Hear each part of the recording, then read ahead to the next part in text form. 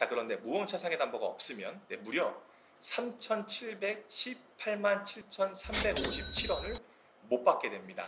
보신 것처럼 합의금 자체가 어마어마하게 달라집니다. 그러니 가족 중에 누군가는 차량을 소유하고 자동차 종합보험을 유지해서 무보험차 상해 담보를 갖고 계셔야 한다는 결론에 이를 수밖에 없는 거죠. 자, 또 한 가지 중요한 점은요, 제가 무보험차 상해가 무한보험을 대체하긴 하지만 유한보험이라고 말씀을 드렸죠. 왜냐하면 아직까지 무보험차 상해 담보는 무한이 없고 보상액을 설정해야 하기 때문에 그런데요, 보험회사가 만든 보험 상품의 일종이기 때문에 그럽니다. 물론 많은 분들은요, 무보험차 상해 담보를 1억에서 2억 정도만 설정해도 아주 충분하다고 말하는 경우가 있습니다. 하지만 그렇지 않습니다. 그 이유는 바로 의료기관에서 발생된 치료비에 숨어 있는데요.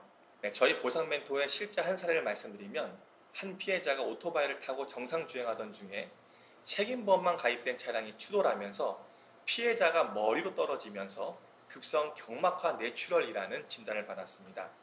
당시 의식이 없었고요, 몇 차례의 수술이 예상되었습니다. 그래서 대학병원 가서 입원하고 또 중증 뇌손상으로 수술하고 중환자실 갔다가 또 입원실에 갔다가 또 수술하고 중환자실 갔다가 입원실 갔다가 이제는 물리치료하고 운동치료하는 등 총 소요된 치료 비용이 1억이 넘어간 적을 본 적이 있습니다. 이런 경우에는 순수하게 의료기관에 들어간 치료비로만 1억이 지급되었기 때문에 1, 2억의 보상 한도는 전혀 충분치 않을 수가 있죠. 여러분들이 교통사고가 나면 의료비를 내 주머니에서 내지 않고 흔히 자동차 지급보증으로 해당 병원에 알려서 보험회사가 해당 병원에 지급하는 시스템이기 때문에 내가 하루하루가 경과하면서 어느 정도의 의료비가 발생했는지를 모르시기 때문에 그런 겁니다.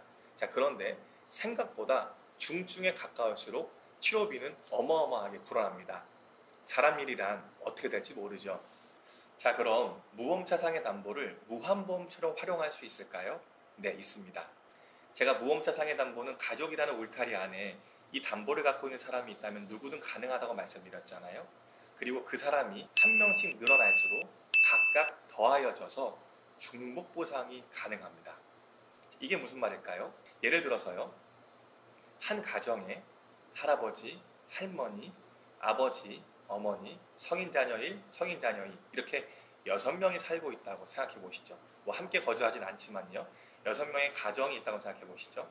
이 중에 할아버지, 아버지, 어머니, 성인 자녀 1, 총 4명이 차량을 각각 소유하고 있고 각 무보험차 상해 담보를 5억씩 설정해서 갖고 있다면요, 이때 아버지가 교통사고 피해자라면 총 20억의 보상 한도액이 돼버리는 거죠. 사실상 20억의 유한보험이지만 최근 사람이 사망해도 10억을 넘기기가 힘든 걸 보면 거의 무한보험에 가까운 담보가 되는 것입니다.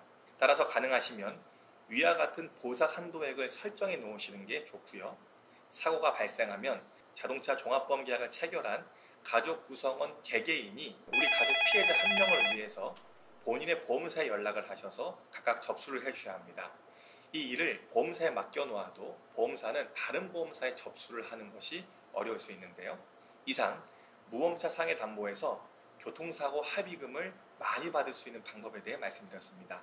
다음 영상에서는요, 무보험차 상해 담보가 가지고 있는 무보험차 상해 담보만의 고유한 합의금 성격에 대해서 말씀드려볼게요. 이만 마치도록 하겠습니다. 또 봬요.